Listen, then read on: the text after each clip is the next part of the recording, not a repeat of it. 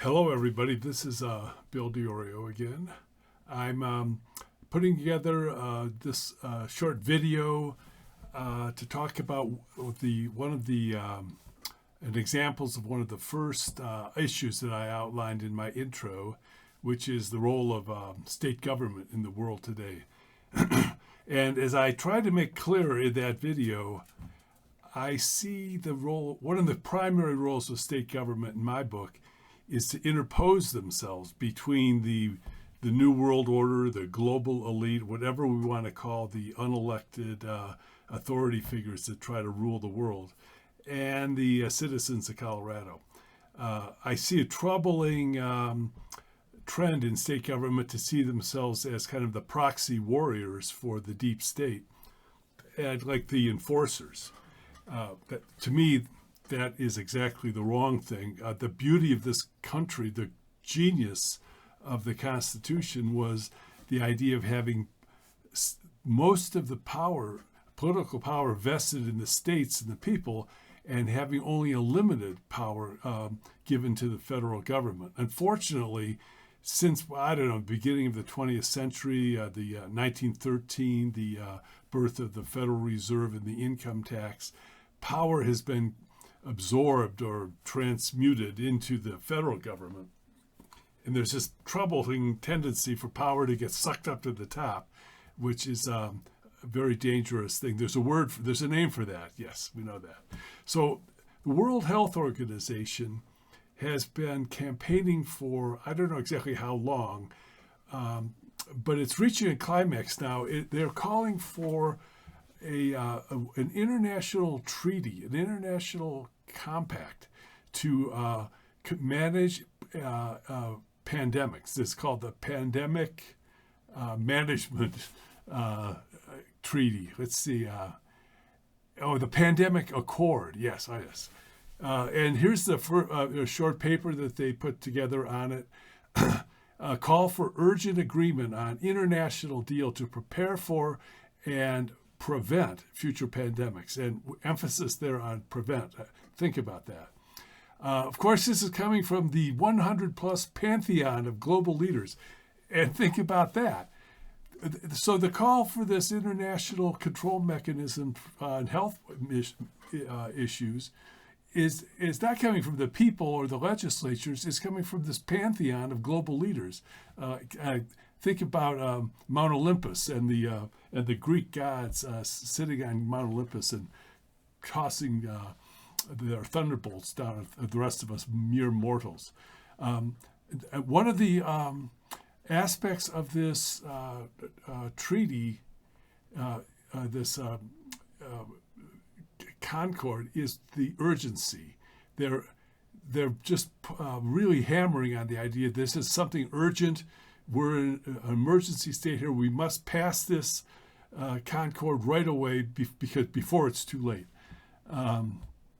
And down here it points out that the accord is going to be under the Constitution of the World Health Organization. What could go wrong?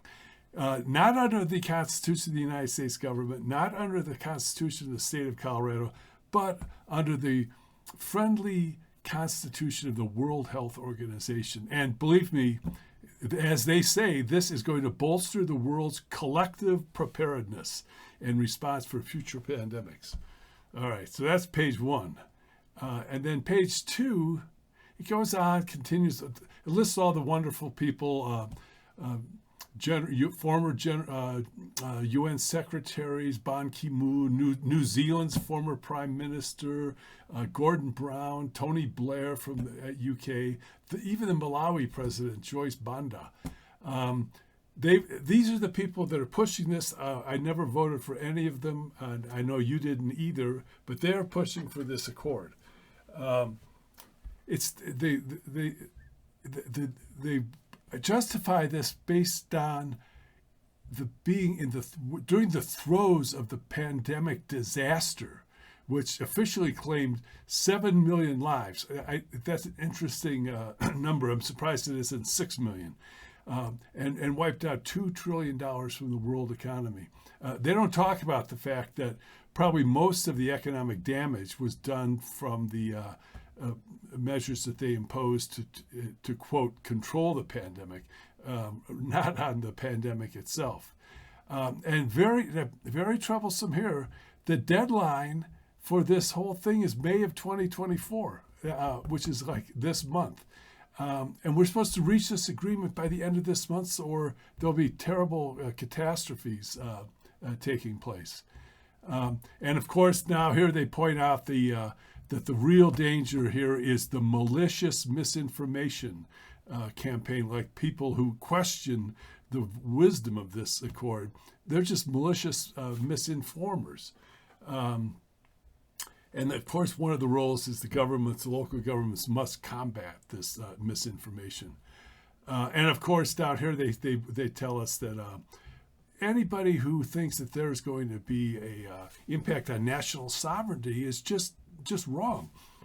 It's just how could anyone think that the World Health Organization would ever do anything to impinge on national sovereignty? It's just ridiculous, right? So, and the third page here, they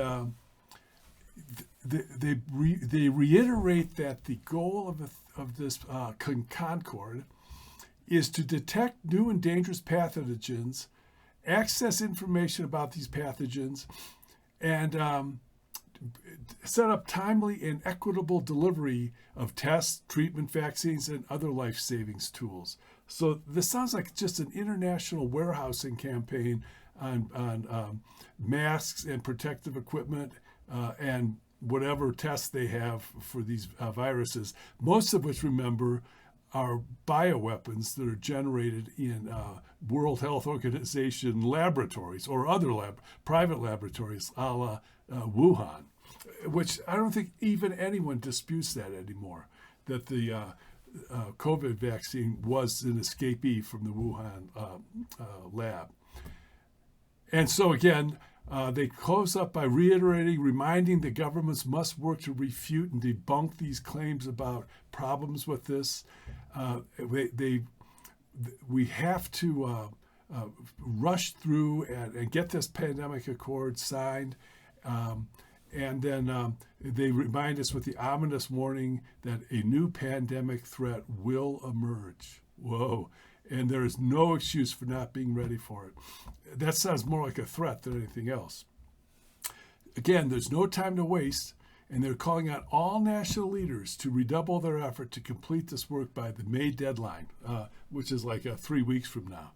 So the state of Tennessee, I'm pretty sure, has either drafted or passed legislation that would make it illegal to try to enforce these international NGO originated mandates for health or public safety or whatever that are not originated or authorized by the legislature of the state of Tennessee, not by fiat from the governor's office or any executive. I mean, what is government rule by fiat from the executive if not fascism? We want rules by the legislature. That's called a Republican form of government. So I would definitely support legislation to similar to what Tennessee's working on to block enforcement of these international mandates from unelected organizations. And also, I would support legislation to limit the power of the governor to declare emergencies for more than a short period of time without authorization from the legislature. That would have to be renewed like every 30 days for it to have effect. You just simply can't live in a state where even if he's elected as the chief executive, you cannot have the power to control every aspect of the economy in our lives vested in a single person's fiat. That's just the whole. It's anti-American. So this is here's an example. I'll have some more for you, but this is a good example of somewhere where I think the state should step in on our side, not on the side of the globalists. So thanks very much.